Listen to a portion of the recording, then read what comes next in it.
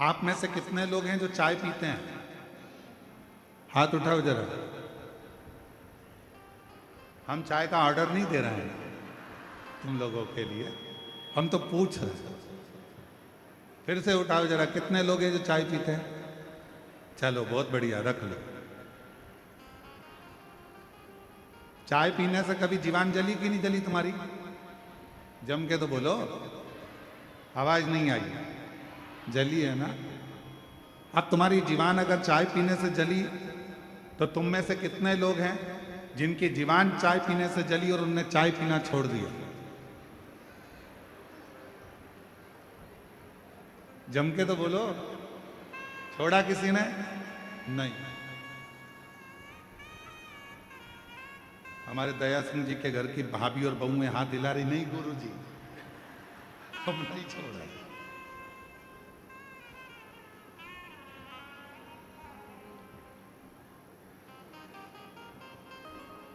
अब जरा विचार करिए, चाय से तुम्हारी जीवान जल गई तो तुमने चाय पीना छोड़ा क्या?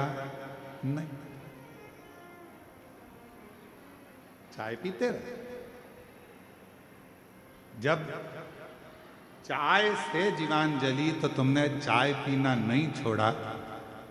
मान लो एक कंपटीशन एग्जाम दिया, एक परीक्षा दी, या एक परीक्षा देने में आप सफल नहीं हो पाए, असफल हो गए, या आप उस रिजल्ट में निकल नहीं पाए, तो कई लोग कह देते हैं कि अब आज से मैं एक भी एग्जाम नहीं दूंगा।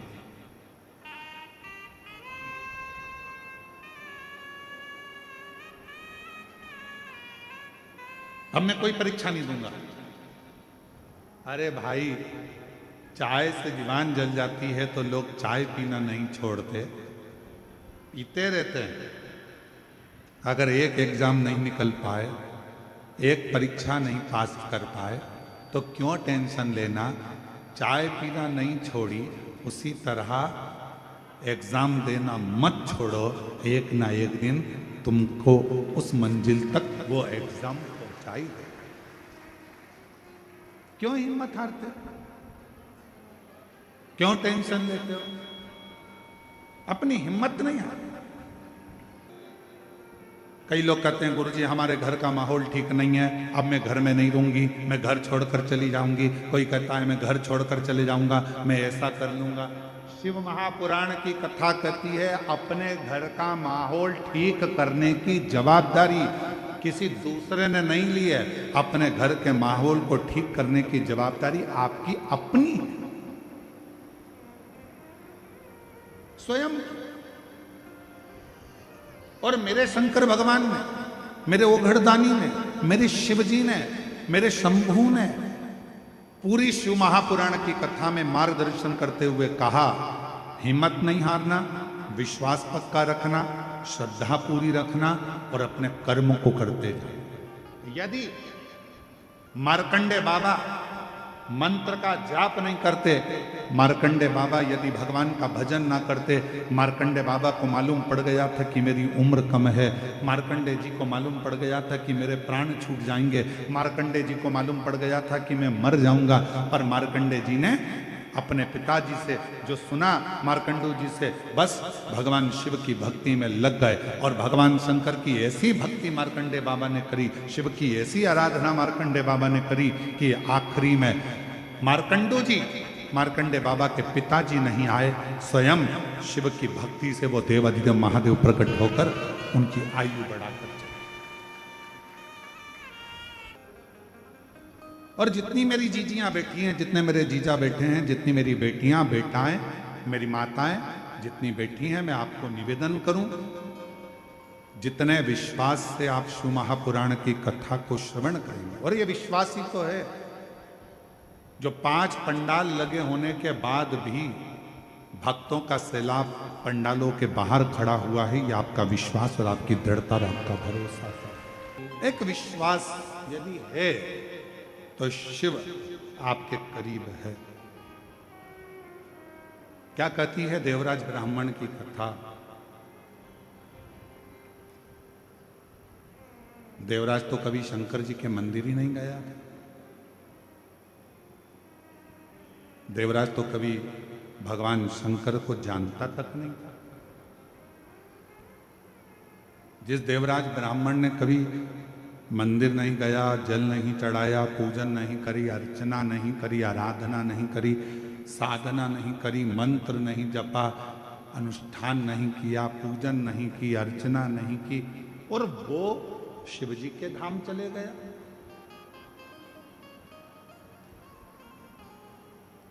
वो भगवान शंकर के धाम चले गया।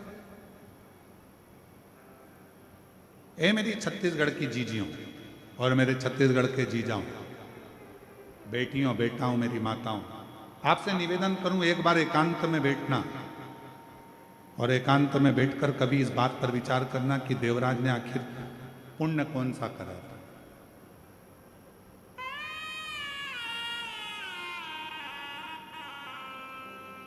कभी एकांत में बैठकर ये विचार करना कि देवराज ने ऐसा कौन सा पुण्य कर लिया।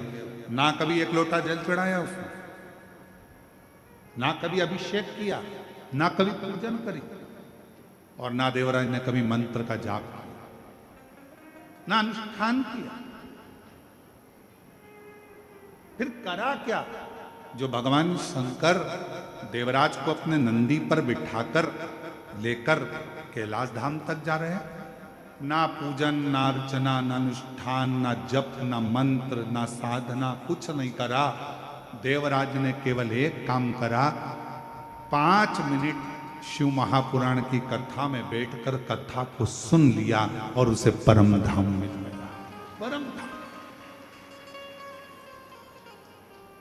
ना जल चढ़ाया, ना अनुष्ठान किया, ना तप करा, ना साधना करी, ना व्रत करा।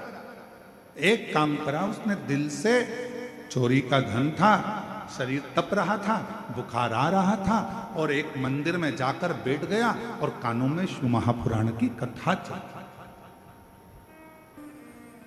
कितना विश्वास लेकर आप कथा सुन रहे हैं ये आपके ऊपर निर्भर करता है।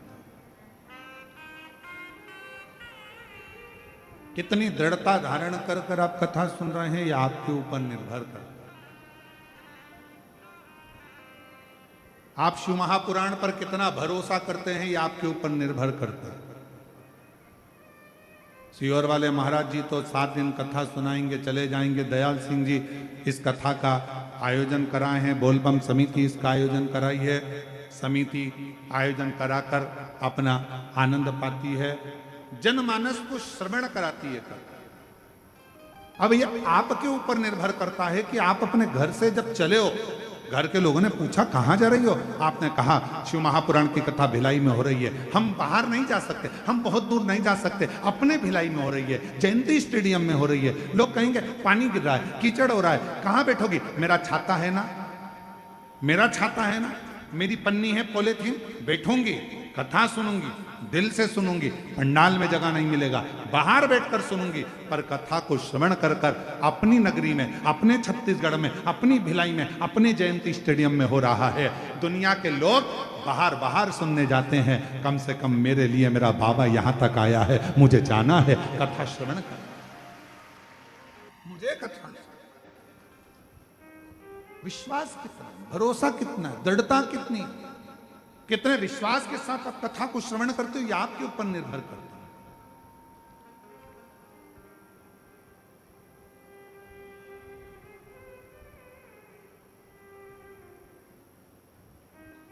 अरे बारिश हो रही है, कहां जा रही है? बारिश का काम है बरसना, और हमारा काम है कथा को श्रवण करना। ये हमारा कार्य, हम सुन।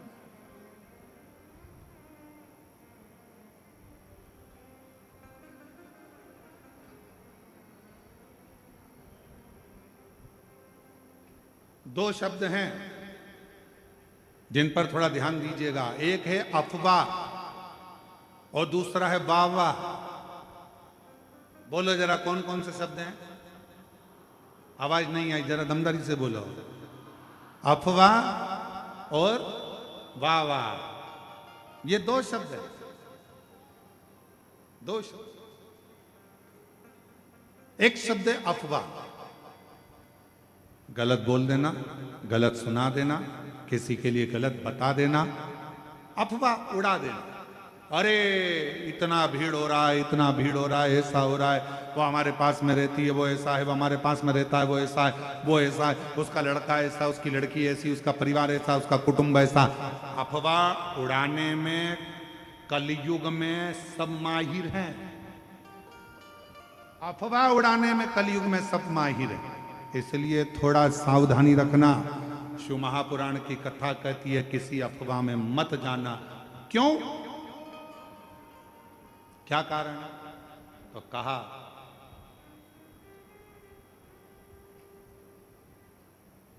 अफवाह और वाह वाह ये दो शब्द व्यक्ति को बर्बाद कर देते।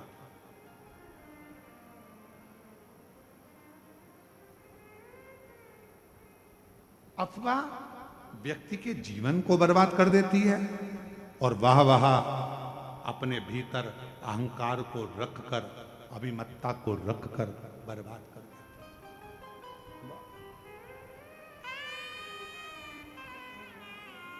इसलिए थोड़ा सावधान। एक कितना सुंदर प्रसंग है। एक गांव में एक बुजुर्ग व्यक्ति रहता था, बड़ा बड़ा प्रतिष्ठित था, बड़ा प्रतिष्ठित।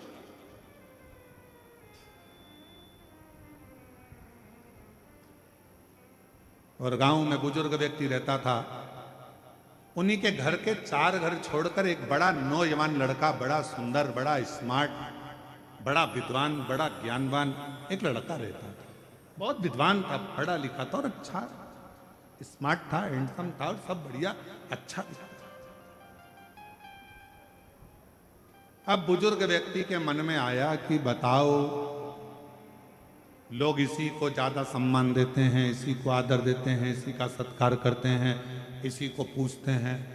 तो इसने धीरे धीरे कर कर गांव के लोगों का कान भरना प्रारंभ कर दिया कि ये जो लड़का है ये चोर है। इसने उस कॉलोनी में चोरी करी थी, उस मोहल्ले में चोरी करी थी। धीरे धीरे अफवाह उड़ाना प्रारंभ करा और अफवाह ऐसी उड़ाई कि पूरे गांव में, पूरे नगर में बात हो गई कि ये लड़का चोर है। सब दूर खबर हो गई, ये चोर है, इसने चोरी करी। अब बात चलते चलते एक दिन नगर के एक गांव में चोरी हो गई और चोरी का इल्जाम गांव के लोगों ने किस पे लगाया? उसी लड़के पर लगाया जो चोर नहीं था, पर ईर्ष्या से उसको चोर बना दिया गया और चोरी का इल्जाम लगा दिया। चोरी का इल्जाम जैसे ही लगा, चोरी का इल्जाम लगते से उस लड़के को पकड़ा गया, थाने में लेकर गए, बंद किया। बंद करने के बाद जब निर्णय लिया गया, सारे सबूत देखे गए, तो मालूम पड़ा कि इस लड़के ने तो चोरी ही नहीं, चोरी। सूचना पाई कि इस पर चोरी का इल्जाम लगाया किसने, तो कहा कि एक गांव का व्यक्ति है और उस गांव के व्यक्ति ने इस पर चोरी का इल्जाम लगाया। उस गांव के बुजुर्ग व्यक्ति को बुलाया और पूछा गया, तुमने इस नवयुवक लड़के की जिंदगी खराब कर दी, तुमने इस नवयुवक युवान लड़के का जीवन बर्बाद कर दिया और तुमने इस पर चोरी का इल्जाम लगा दिया। वो बुजुर्ग व्यक्ति आंखों से आंसू भरकर रोने लगा। मैंने तो हंसी हंसी में टिप्पणी करी थी छोटी सी, मैंने तो हंसी हंसी में बस ऐसे ही बोल दिया था, मैंने तो हंसी हंसी में बस ऐसे ही नाम ले दिया था। इतने में सरपंच को गुस्सा आ गया और सरपंच ने कहा इसका निर्णय कल लिया जाएगा। एक काम करना, तुमने हंसी हंसी में जो काम किया है, जो तुमने बोला है, इसलिए जो तुमने इस लड़के के लिए बोला है, एक कागज में लिखो, उस कागज को फाड़ो, फेंक दो और कल आते आते उस कागज के टुकड़ों को वापस लेकर आना। निर्णय कल दिया जाए। बुजुर्ग व्यक्ति ने वही बात लिखी, फाड़ी, फेंकी, वापिस आया। कागज का एक टुकड़ा, 2 टुकड़ा उसको मिला, बाकी का कोई टुकड़ा उसको, कोई टुकड़ा नहीं। सरपंच ने कहा बाकी के कागज के टुकड़े कहाँ हैं? तो कहा वो तो हवा में उड़ गए, मैं सब लेकर नहीं आ पाया। सरपंच ने कहा बुजुर्ग व्यक्ति से, बाबा जी किसी के लिए कुछ कह देना हवा में उड़ने के बराबर है। उसकी जिंदगी बर्बाद हो गई। तुम्हारी जरा सी हंसी में, जरा सी अफवाह में, जरा से अपशब्द में किसी का जीवन बर्बाद हो जाता है। फिर वो जीवन संभल नहीं पाता है, संभल नहीं पाता। कहना सरल है, किसी के लिए अफवाह उड़ाना सरल है। वो लड़का ऐसा, वो माता ऐसी, वो भाई ऐसा, वो बुजुर्ग ऐसा, वो व्यक्ति ऐसा, उसने ऐसा कर दिया, उसने वैसा। अफवाह उड़ाना सरल है, अफवाह में कहना सरल है। किसी के लिए आड़ा टेढ़ा कहना सरल है, किसी के लिए अफवाह उड़ाना सरल है, किसी के लिए अपशब्द कहना सरल है। परंतु उस अफवाह का जो बाद में निर्णय निकलता है वो व्यक्ति को झंझोड़ देता है कि वो व्यक्ति ऐसा नहीं था और दुनिया के लोगों ने उसको गलत ठहरा दिया। गलत दो शब्द हैं, एक अफवाह और दूसरा वाहवाह। अफवाह भी हमारे जीवन को नष्ट कर देता है, हमारे विचारों को नष्ट कर देता है। और दूसरे नंबर पर है वाहवाह। अगर कोई तुम्हारी तारीफ कर रहा है, वाह वाह बोल कर तारीफ कर रहा है, बहुत बढ़िया भैया, बहुत, तो वाह वाह कर रहा है तो समझ लेना ये हमारे भीतर कहीं अहंकार को तो नहीं भर रहा, हमारे भीतर कहीं अभिमतता को तो नहीं भर रहा।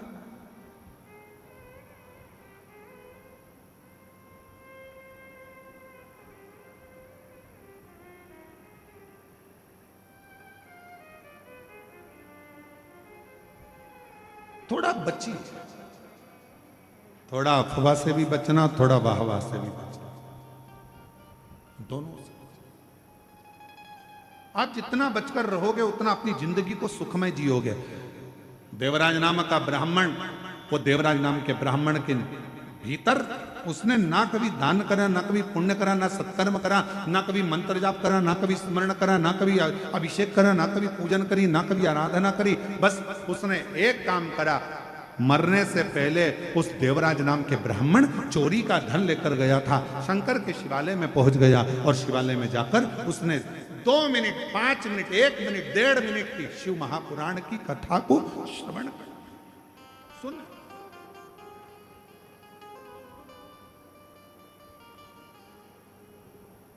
और फिर निवेदन करूं इस पवित्र व्यासपीठ से, फिर निवेदन करूं इस पवित्र श्रावण के महीने की इस पावन कथा से, पावन कथा के रसपान। आपने सावन के महीने में यदि अभिषेक नहीं करा है, सावन के महीने में यदि पूजन नहीं करी है, सावन के महीने में अगर शिव जी के मंदिर नहीं गए हो, सावन के महीने में अगर शंकर भगवान का मंत्र जाप नहीं करा है, सावन के महीने में अगर नाम जाप नहीं करा है, तो श्रावण के महीने में अगर बन सके तो शिव महापुराण की कथा 2 मिनट 5 मिनट की अवश्य पंडाल में जाकर श्रवण करो, तुम्हें उसका फल अवश्य